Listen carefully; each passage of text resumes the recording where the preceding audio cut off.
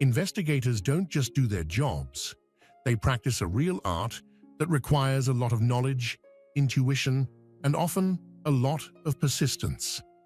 When we think of investigations, we usually picture plots from movies with quick answers and shocking revelations. But the truth is very different from this. Every day, investigators have to deal with a lot of problems, and each one needs a different approach. They work to get a full picture of what happened by gathering evidence and putting things back together. And sometimes, even after hours of looking through case files, crimes are still not solved. This could be because there isn't enough evidence or witnesses, or because the evidence is confusing and doesn't support each other. It's hard for investigators to do their jobs because many things that seem clear at first glance are actually much more complicated when they look into them more. In some cases, the first versions are not even close to being workable. For instance, what seemed like a crime caused by jealousy was actually the result of a bunch of different events happening at the same time.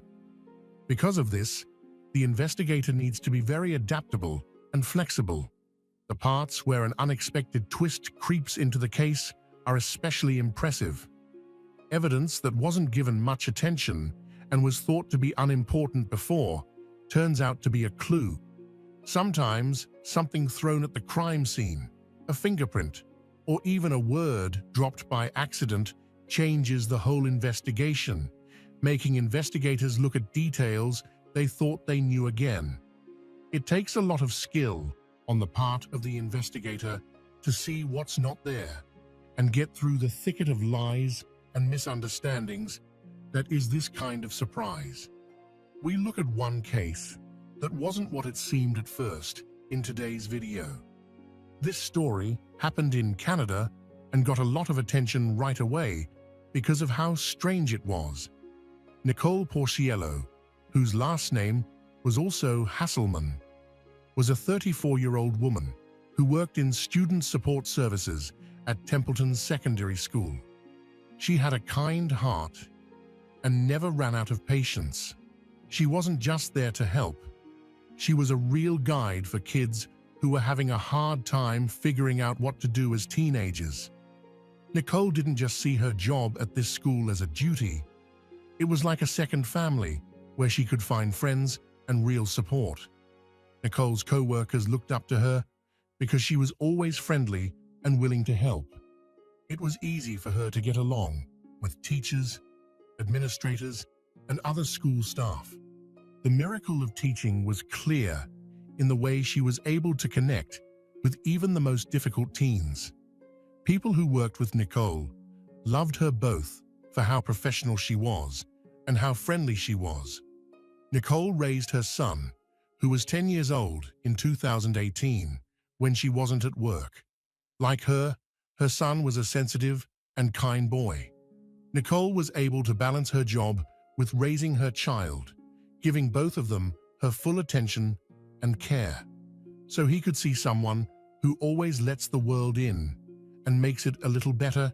She tried to be that person. The lives of Nicole's family and friends will never be the same again after January 16, 2018. Police in Burnaby said the accident, involving a 2017 charcoal gray Kia Sorento SUV, happened in the 8000 block of Barnett Highway around 10 p.m. on November 16th. When the police and firefighters arrived, their sirens broke the evening's silence. The damaged body of the car looked even more dangerous in the bright light of the warning lights. The man's life was now in danger because he was stuck inside his car after hitting a lamppost. The scene was quickly blocked off by rescuers working with police and medical teams. They saw that time had turned into an enemy they couldn't see. Every second that goes by could lead to tragedy. They moved quickly and accurately. They were very good at it, having learned it over many years of practice and training. While that was going on, another group of rescuers used special tools. The metal was being torn apart by hydraulic cutters, which made a scary crack. But the operators stayed calm and focused. It was incredible how this process, which seemed scary and loud, could give people hope and faith in the team's professionalism. The man inside the car didn't move at all. He was surrounded by medics who were ready to help him as soon as the rescuers freed him from the steel grip. The rescuer commander finally gave the all-clear after several minutes of hard work. The victim could now be pulled out. Carefully, the man was taken out of the damaged car and put in the care of medics. The emergency services were like a well-oiled machine, with each part doing its essential job. Medics started giving the man first aid right away and carefully checked on his condition. As soon as they were sure the victim's condition was stable, they carefully put him on a stretcher and drove him to the ambulance. They had already started getting the man ready to be taken to the closest hospital where he could get better emergency care. It was Jan Popel who was hurt. As soon as he got to the hospital, the doctors did a full exam and diagnostic tests to make sure there were no hidden injuries. A few bruises and a mild concussion were written down, but luckily, no serious injuries were found. The patient's health was stable, and there was no danger to Jan's life. After getting the medical care he needed, the man was watched for a while to make sure he fully recovered. Jan was a real estate agent who was said to be having a hard time with drug addiction. Jan and Nicole's relationship started out like most great loves do, with romance, deep affection, and understanding for each other. They talked about their ideas, made plans, and dreamed about the future together. They didn't seem to have any fights at first, and each day made spending time together even more fun. But as time went on, Nicole couldn't ignore the changes in Jan's personality. At first, his need to be in charge was seen as a sign of care, but over time, it turned into an obsessive mania. He said that by keeping Nicole away from bad people, including friends and family, he was protecting her from them, so much so that they checked her cell phones and social media. He was incredibly angry and jealous, and it was hard for him to hide it. Every fight he had made him want to be in charge even more, and Nicole was stuck in a mental trap that was hard to escape. There was one time when he pushed her chest hard enough to hurt her. They had been together for weeks, 7 years. Nicole still believed Jan's sweet promises that everything would get better, even though their life together was filled with pain and fear. He promised himself that he would get stronger and be the loving, reliable partner he had been from the start. Nicole didn't break up with Jan because of those vows, even though she knew in the back of her mind that he may never change the way he acts. They broke up several times, but Nicole would always give Jan another chance. 9 days before the accident, they broke up again, and Nicole thought it was for good. Jan wasn't going to stand the breakup, though. He didn't want Nicole to leave. He was very angry and jealous. He parked his car in front of her house and shared pictures of her that were inappropriate. Once Jan was out of the car, the police got to work, taking statements from witnesses and looking into what happened at the scene of the accident. They carefully wrote down every detail as they tried to figure out the order of events that led to the crash into the lamppost. The questions were meant to find out what really caused the accident. To do what was right and keep everyone safe, it was their job to find the... After finishing their part of the job, the firefighters put their gear away and got ready to go back to base. But one of the police officers found something shocking. A woman who was not awake but still breathing was lying in a ditch 30 feet from the car. Nicole it was. After being taken to the hospital, the doctors did everything they could to save her, but were unable to. The police later said in a statement that the 34-year-old mother an educational assistant who died in an SUV accident in Burnaby last week, had injuries that suggested she had been harmed. The man should fully recover, but the woman's injuries showed that she had been hurt by someone else. Nicole's body was taken to the forensic lab a few hours after she died so that an autopsy could be done on it. An experienced medical examiner with many years of experience saw that she had many wounds all over her body. He carefully and methodically looked at and fixed all the injuries using professional tools. Some wounds were deep and clearly caused by force, while others were more superficial and may have been caused by a fight. There were 47 stab wounds in all, according to the examiner. There are 2 different knives that were used to hurt Nicole. During the investigation, the expert not only wrote down the injuries, but also looked for any marks that might help explain how Nicole died. For instance, the fact that there were no defensive wounds on the hands could have meant that the attack happened quickly, or that the victim was unable to move. It dawned on the expert that his findings would help the police catch the criminal and do justice. The expert's findings and observations were put together into an official report after the autopsy was over. This report was not only a piece of paper, it was also an important link in the murder investigation. It gave the police the information they needed to keep working.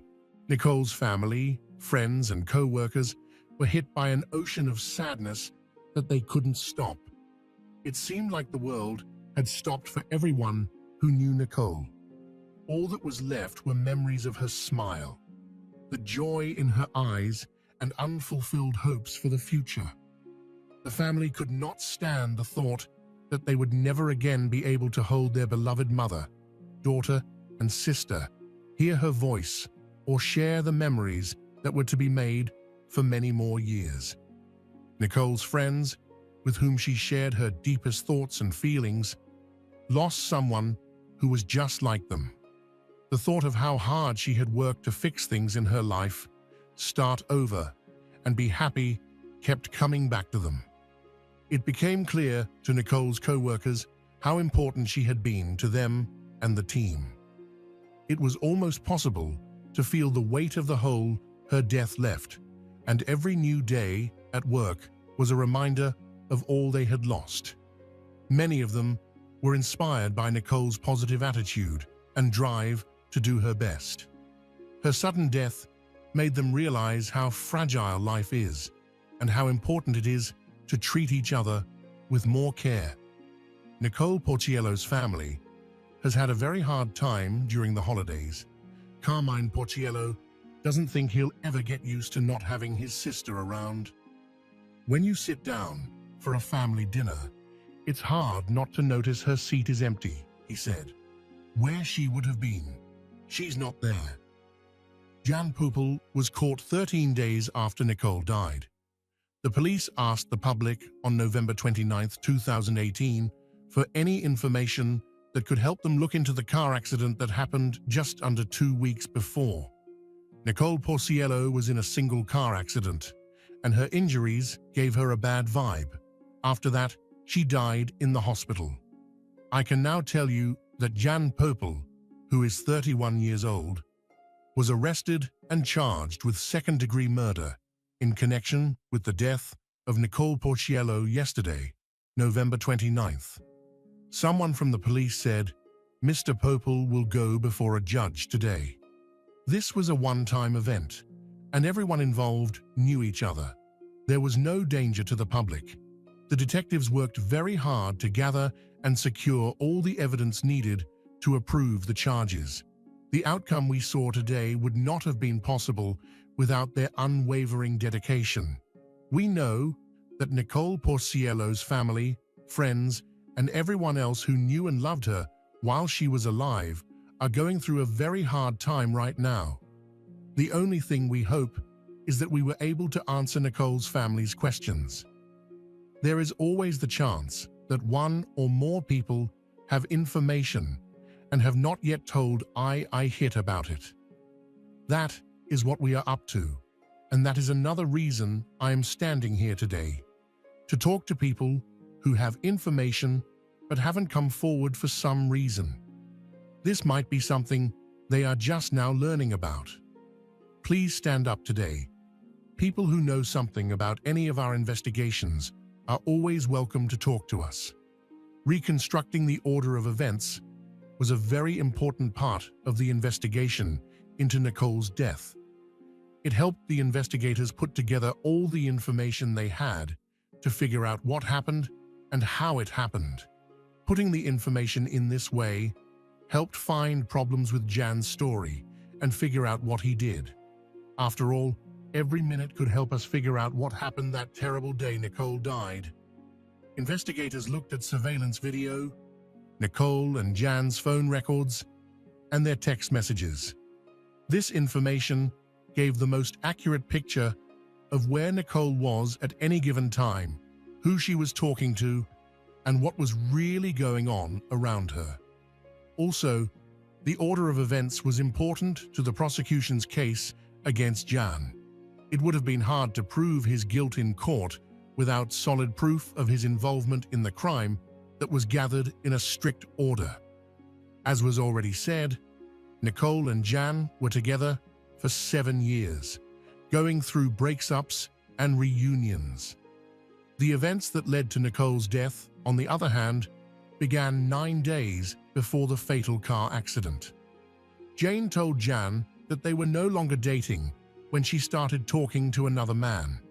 This is said to have made Jan incredibly jealous. Jan picked up Nicole in a rental car on the evening of November 16th, while her son was at hockey practice. When they got angry, Jan took out 2 kitchen knives and stabbed Nicole several times while she was sitting in the passenger seat. Jan did not call for help. Instead, he took off his bloody jacket, got his cell phone, and started making a video. You could hear Nicole telling Jan that she loved him as she fought for her life. He told her she was stabbed because he couldn't handle her seeing someone else. Jan didn't feel bad about it. Jan then drove home and left Nicole in the car while he went inside to send some emails, one of which was to quit his job. Nicole was in the car for 2 hours, while Jan checked email, paid bills, and even bought a new TV and dishwasher online. He then went back to the rental car and saw that Nicole was still alive. He may have planned to fake a car accident to make it look like Nicole had died in the real one. When Jan slammed on the gas, his car hit a streetlight very quickly. Nicole flew out of the car because she wasn't wearing a seatbelt. Because of the evidence that was found, Jan Popel was charged with murder in the 2nd degree. Nicole's family and friends went through another hard time during the trial, which started in 2020 and went on for a few months. The video that Jan Popel took on his cell phone after hurting Nicole several times was shown during the trial. The judge told the courtroom that the video would be graphic before the Crown showed it. He also told people in the gallery that they could leave if they felt uncomfortable. The 1-minute video showed the hurt person having a hard time breathing, while Popel, who was sitting next to her, could be heard saying that she had been rude to him. Jan Popel, who was angry and jealous, told Nicole that it was all her fault instead of calling for help. People in the video said, "You just took from me and treated me badly for months and years." He sat in the prisoner's dock with his head down. During the video play, Nicole's father, Joe Porciello, left the courtroom looking very upset. Jan was told to watch the video and lift your head up by the victim's brother, Carmine Porciello. The judge knew how important the video was and gave everyone a 15-minute break in the morning. After the video, the father and brother were 2 of 4 people who went to court and gave emotional victim impact statements. Joe Porciello said that his daughter was a kind soul and the rock of the family. "You have destroyed our family," he told Popel. "We cannot forgive you for what you have done." The brother said that the crime had turned him into nothing but a zombie, and that he was furious at the person who was charged. Crown Counsel Jacqueline Madden summed up other statements from victims, including one from the victim's young son. The boy said that when his mother died, he lost part of his heart because she was his best friend. The judge said Popel's actions were callous, cruel, and self-absorbed, but she also said he had shown he was sorry. But Nicole's dad, Joe Porciello, didn't agree. "It made me sick to my stomach, because if he was remorseful, he would have shown a tear in his eye," he said. Outside, he looked like he was out for lunch when he came in. After pleading guilty to second-degree murder, Popel will be locked up for life. The next question was how many years would pass before he could file for parole. There were two different requests for the minimum sentence. Popel's lawyer wanted at least 10 years, while the prosecutor wanted at least 15. Nicole's family didn't like either of these options because Popel had a history of being mean and jealous to Nicole. Gina Giuliano, that is Nicole's cousin, thinks he should have been charged with and found guilty of first-degree murder, which means he can't get out of jail for 25 years. "I don't think any number is enough, but if 25 is the maximum, I think that's what he should be getting," she added. "We have somebody who is not even 40 years old, who in the worst-case scenario could be out when he's 50 or 55, said Giuliano. "That is unacceptable." Nicole's family and friends started a social media campaign a week before she was sentenced to talk about how her death left a hole and ask if the punishment would be fair for the crime. Giuliano said, "We can't let people like this walk around our streets. We can't have a precedent like this showing that a vicious crime has a sentence so low that it makes it easy for anyone to do this crime." Popel said they were sorry and regretted what they did in a statement to the court and Nicole's family. "I've been waiting for this moment for a long time to tell you how sorry I am," said he. In April 2021, Jan Popel was given a life sentence. He will be able to apply for parole after 15 years. Nicole's family thought Popel's sentence wasn't harsh enough. "There is no justice in this country," they told a group of reporters outside the courthouse. "In 15 years, he'll be able to walk the streets," Gina Giuliano said. "Is that what we want to tell the people around us?" Thank you for watching. If you found today's case compelling, don't forget to like, subscribe, and ring the bell for more true crime stories. Share your thoughts in the comments, and I'll see you in the next video. Until then, stay safe and keep searching for the truth.